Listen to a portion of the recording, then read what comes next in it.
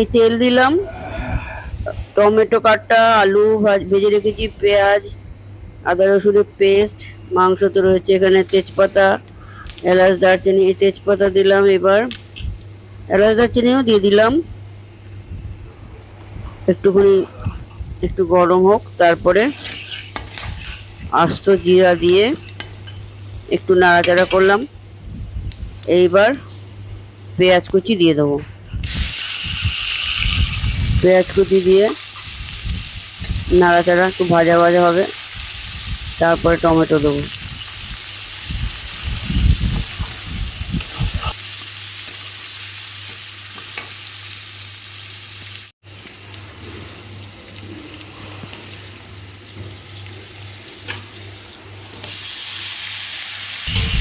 Tomato দিয়ে দিলাম, কাঁচা লঙ্কা, লাল লঙ্কার গুঁড়ো আমি ইউজ করি না সাধারণত। এখন কাঁচা লঙ্কা দিলাম। ঝাল যে যেরকম খান সেটা তার তার ইচ্ছা মতো। ঝালটা প্রত্যেকের ব্যক্তিগত ব্যাপার, কে কতটা খাবেন, বেশি খাবে কি কম খাবে সব ব্যক্তিগত ব্যাপার। আমি কাঁচা লঙ্কা দিয়ে ভেঙে দিই, বেটেও দিই না, ঝাল বেশি আমরা খাই না সেই জন্য। এবার টমেটো দিয়ে একটু না ভাজা ভাজা হোক, তারপর বাকি মশলাগুলো দিতে হবে। আদা রসুনের পেস্টটা দিয়ে দিলাম, প্যাকেটে আদা রসুনের পেস্ট। আদা রসুনের পেস্ট দিয়ে একটু নাড়াচাড়া করবো, ভাজা মশলাটাকে একটুখানি ভাজা ভাজা মতো করবো।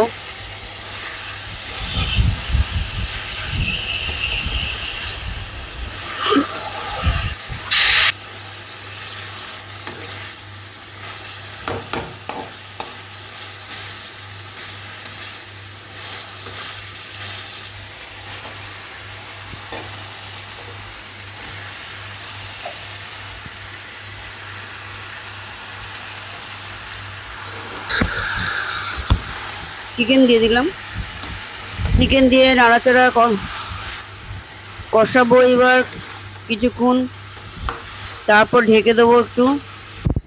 যথারীতি বাকি মশলাগুলো এবার পরপর দিয়ে দেবো। হলুদের গুঁড়ো দিলাম, তারপরে জিরের গুঁড়ো দেব, জিরের গুঁড়ো 1 চামচ, 1 চামচ সবগুলো 1 চামচ 1 চামচ দিচ্ছি। ধনের গুঁড়ো দিলাম, নুন তো আগেই দিয়েছি, আবার এখন একটু নুন দিলাম। এইবার একটুখানি নাড়াচাড়া করে কষিয়ে তারপরে একটু ঢেকে দেবো।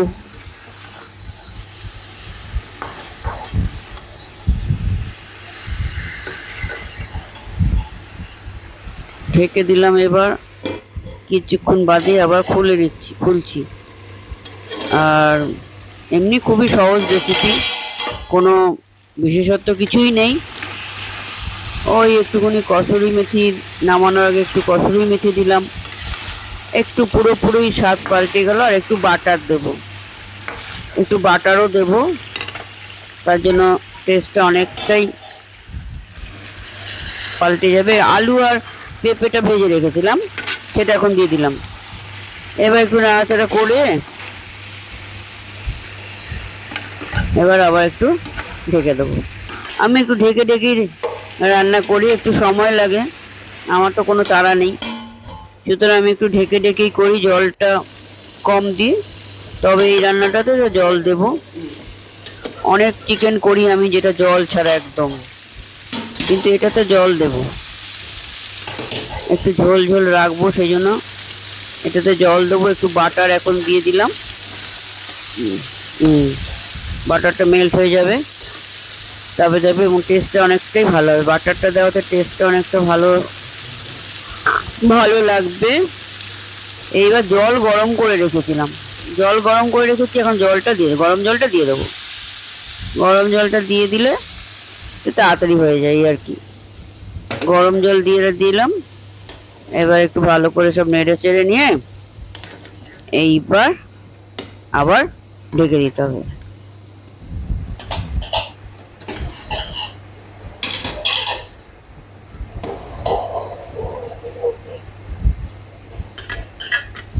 এবার ঢেকে দাও, ঢাকনা দিয়ে ভালো করে ঢেকে দেবো। তারপর একটু পরে আবার ঢাকনা খুলে দেখছি অবস্থা কতদূর, অনেকটাই হয়ে গেছে, জল অনেকটাই শুকিয়ে গেছে। এইবার একটু নেড়াচড়া করে দেখতে হবে কেমন পজিশন, কেমন অবস্থা। অনেকটাই হয়ে গেছে অবশ্য। কসুরি মেথি দিয়ে, এবার কসুরি মেথি দেবো একটুখানি হাতের মধ্যে গুঁড়ো করে। যখন প্রায় কমপ্লিট হয়ে আসবে তখন আপনারা নামানোর আগে কসুরি মেথিটা দিয়ে দেবেন এবং খেতে খুব ভালো লাগে।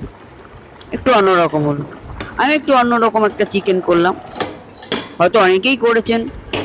ভালো লাগলে লাইক শেয়ার সাবস্ক্রাইব করে দেবেন। কসুরি মেথি দিয়ে চিকেন রেডি খাওয়ার জন্য। ভাতের সাথে খাওয়া যাবে, রুটি পরোটা সব কিছুর সঙ্গে খাওয়া যাবে। সবাই ভালো থাকবেন, আজকের এখানেই শেষ করছি। কসুরি মেথি চিকেন।